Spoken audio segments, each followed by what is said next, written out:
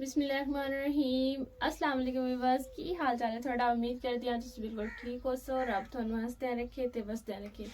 ਮੇਰੇ YouTube channel ਦਾ ਨਾਮ ਹੈ ਨੂਰ ਫਾਤਮਾ हैप्पी व्लॉग, जिस ਨੂੰ लाइक करो, सब्सक्राइब करो ਤੇ शेयर करो। अच्छे प्यारे कमेंट्स करना नहीं भूलना। मैं आई हाँ अपने किचन ਦੇ ਵਿੱਚ सुबह ਦਾ ਨਾਸ਼ਤਾ ਪਕਾਉਣ ਵਾਸਤੇ। ਮੈਂ ਹੁਣ ਰੋਟੀਆਂ ਪਕਾਉਣ ਲੱਗੀ ਹਾਂ ਤੇ ਮੈਂ ਆਖਿਆ ਮੈਂ ਆਪਣੇ ਵੀਵਰਸ ਦੇ ਨਾਲ ਇਹ ਆਪਣਾ ਅੱਛਾ ਵਲੌਗ ਸ਼ੇਅਰ ਕਰ ਲਵਾਂ। ਤੇ ਅਸੀਂ ਹੁਣ ਆਟਾ ਮੈਂ ਕੱਢ ਕੇ ਲਾਇਆ ਫ੍ਰਿਜ ਦੇ ਵਿੱਚੋਂ ਤੇ ਇਹ ਸਾਲਣ ਹੈ ਇਹ ਵੀ ਕੱਢ ਕੇ ਲਾਇਆ। ਫਿਰ ਅਸੀਂ ਅੰਡੇ ਵੀ ਬਣਾਣੇ ਤੇ ਮੈਂ ਆਪਣਾ ਵਲੌਗ ਤੁਹਾਡੇ ਨਾਲ ਸ਼ੇਅਰ ਕਰਾਂਗਾ।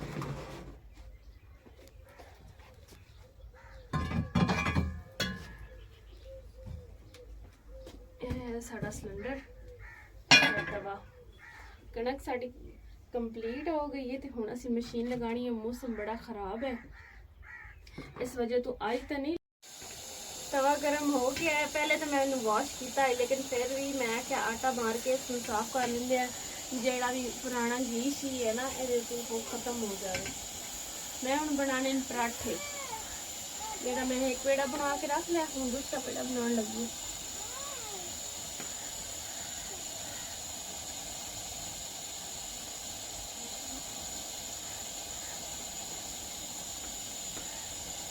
अंडे भी बनाने से सालन भी कुछ पिया है। ये सारा सुबह का नाश्ता है।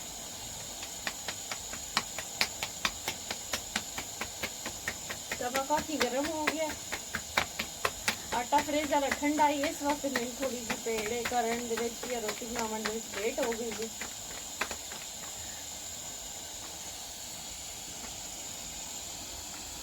ऐसा पैड़ा पराठा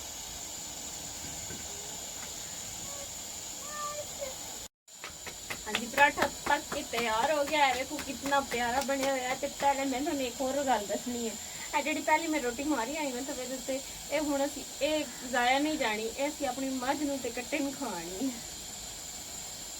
एक पराठा पक गया, असीं नाश्ता करते हैं पराठे अंडे ते कोई होर सालन अगर रात दा होया बच गया तो फिर खा लेंदे ने। अंडियां दा ते पराठियां दा नाश्ता कर लेंदे आ, दोपहर दा सालन ते रोटी बना लेंदे आ, फिर वही सालन इस्तेमाल करते हैं, शाम को रोटियां नवियां बना लेंगे। ये रोटी थोड़ी जी फट गई है, आटा फ्रिज वाला ठंडा आई ना इस वास्ते रोटी फट गई।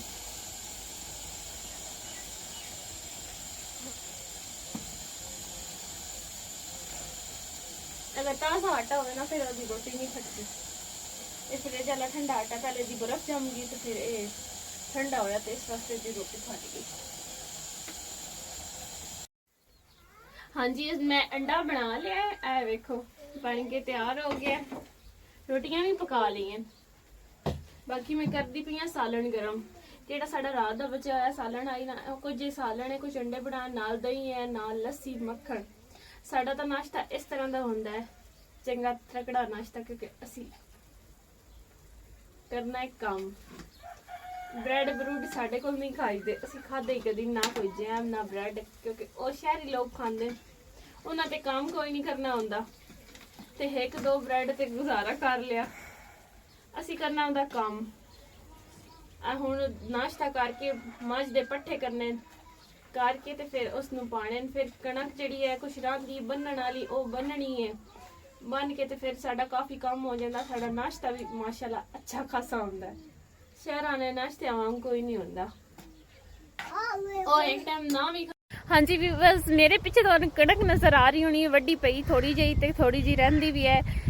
ते ये असी अज अपना काम नहीं कर सके क्योंकि मौसम बड़ा खराब आई, हवा बड़ी ज़्यादा चली हुई है, भाई भी इत्थे कोई ना, इस वजह तो असी अपना काम नहीं कर सके।